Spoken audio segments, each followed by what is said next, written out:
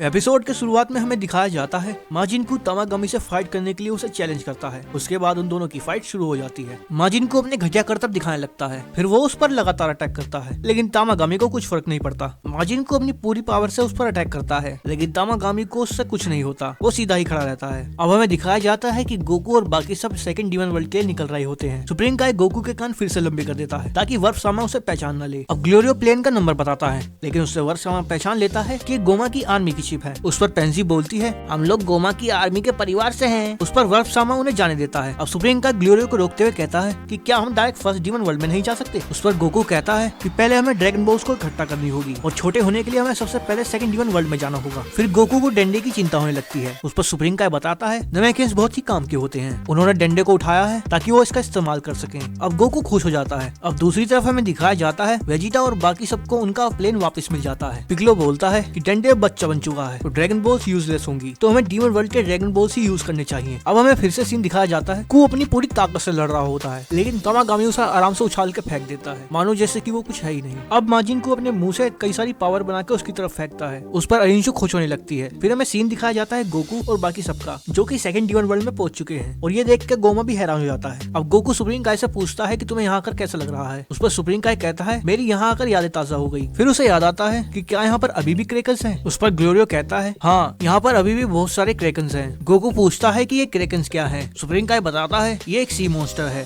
जो कि पानी के अंदर रहता है। पेंजी बोलती है कि मैंने इनके बारे में सुना है, ऐसे कहा जाता है कि ये बहुत ज्यादा बड़े होते हैं और उनके नाखून भी बड़े बड़े होते हैं। पेंजी ये सब बता ही रही होती है कि इतने में गोमा की आर्मी उन पर अटैक कर देती है। अटैक से शिप टूटने वाली होती है, लेकिन तभी गोकू शिप से बाहर निकलकर सभी प्लेन को एक एक करके खत्म कर देता है। गोमा और डेगुसु ये देख के हैरान हो जाते हैं। शिप काफी खराब हो चुकी थी, तो क्रेकन उनकी शिप को खाने के लिए आ जाता है क्योंकि वो पानी के पास ही उड़ रही थी। क्रेकन उनकी शिप को एक हाथ से पकड़ लेता है और उसे खींचने लगता है। सभी लोग बाहर निकलने लगते हैं। फिर पेंजी को याद आता है कि ड्रैगन बॉल उसके अंदर ही रह गई है, तो ड्रैगन बॉल को लेने चली जाती है। इससे पहले वो उसे लेकर आती, इतने में क्रेकन उसे जकड़ लेता है और उसका कचूमर बनाने लगता है। क्रेकन शिप को खाने वाला होता है, लेकिन इतने में गोकू आकर पेंजी को बचा ले जाता है और उन्हें ड्रैगन बॉल वापस मिल जाती है। ये देखकर गोमा और डेगुसु भी हैरान हो जाते हैं। अब वो लोग बिना शिप के ही उड़ के चलने लगते हैं। फिर सुप्रीम काय बोलता है कि हमें वेजिटा और बाकी सबके लिए भी रुकना चाहिए। गोकू कहता है कि हमें उनकी एक शिप को छोड़ देना चाहिए था। अब सुप्रीम काय कहता है प्लेनेट जहाँ पर नमेकिन रहा करते थे वो कहीं आसपास होगा। फिर गोकू बोलता है अच्छा, यानी पिगलो का घर। फिर हमें प्लेनेट नमेक दिखाया जाता है। दूसरी तरफ हमें दिखाया जाता है माजिनको की हालत बहुत खराब हो जाती है, लेकिन तमागामी बिल्कुल एकदम सीधा खड़ा रहता है। ये देखकर अरिंशु भी हैरान हो जाती है। फिर हमें दिखाया जाता है गोकू प्लेनेट नमेक को देख के बहुत खुश हो जाता है। वो कहता है कि ये तो बिल्कुल प्लेनेट नमेक जैसा दिखता है। सुप्रीम काय बताता है कि जब वो यहाँ से गए होंगे तो यहाँ के वो ट्रीज भी लेके चले गए होंगे ताकि वहाँ पर भी बिल्कुल सेम नमेक बना सके। लेकिन गोकू बताता है कि यूनिवर्स 7 का नमेक प्लेनेट फ्रीजा ने खत्म कर दिया था।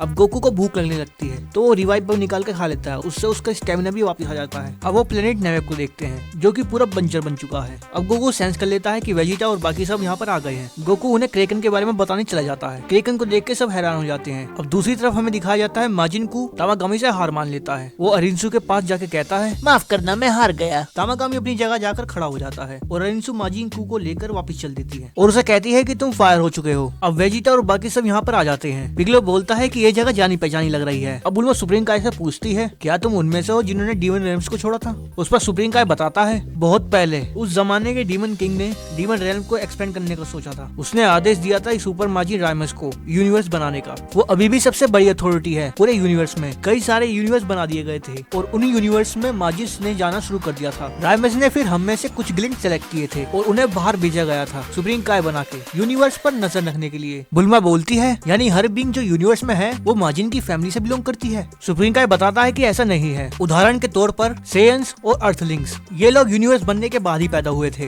वर्फ समय पहले रेम से आने जाने के लिए खुला हुआ होता था। अबूरा जो डाबूरा की जगह हुआ करता था वो बाहर की दुनिया के लोगों से डर गया था। उसे डर था कि बाहर के लोग बहुत ज्यादा पावरफुल हो सकते हैं, इसलिए वो वर्फ समा का यूज सिर्फ डीमन वर्ल्ड के लोगों के लिए कर देता है। काफी सारे ग्लिंट्स अबूरा के घटिया तरीकों के खिलाफ हो गए और बाहरी दुनिया में भाग गए। उसके बाद मुझे एज अ सुप्रीम काय चुन लिया गया था। सारे काइस 5 ग्लिंट पेड़ से पैदा हुए थे, लेकिन अब सारे पेड़ मर चुके हैं। यहाँ रहने की कोई वजह नहीं बची थी, जिसकी वजह से हमें ये जगह छोड़कर रेम से बाहर यूनिवर्स में जाना पड़ा। बुल्मा बोलती है यानी सारे ग्लिंट सब मरने वाले हैं। सुप्रीम काय बोलता है हाँ, यानी इनके मरने के बाद सारे सुप्रीम काय के ब्लड लाइन खत्म हो जाएगी। और वेजिटा बोलता है हमें जल्दी अगले तमागामी के पास चलना चाहिए ताकि ड्रैगन बॉल हासिल कर लें। फिर सब लोग शिप में चलने लगते हैं। बुल्मा हाइबिस से कहती है कि शिप को ग्लोरियो को चलाने दो क्योंकि हाइबिस यहाँ पर पहली बार आया है। जैसे ही वो उड़ने वाले होते हैं तभी हमें दिखाया जाता जाता है वहाँ पर नेवा धीरे धीरे उस शिप की तरफ बढ़ रहा होता है। इसके बाद ये वाला एपिसोड भी यहाँ पर खत्म हो जाता है। सच में ये एपिसोड कमाल का था। इस एपिसोड में जो हमें बताया गया है उससे पूरी ड्रैगन बॉल की हिस्ट्री बदल जाती है, जैसे कि क्या राइमस जेनोस से ज्यादा पावरफुल है। ऐसे कई सारे सवाल हैं। आप लोगों के इस एपिसोड पे क्या विचार है कमेंट करके जरूर बताना। मैं मिलता हूँ आपसे अगली वीडियो में, तब तक के लिए जय हिंद।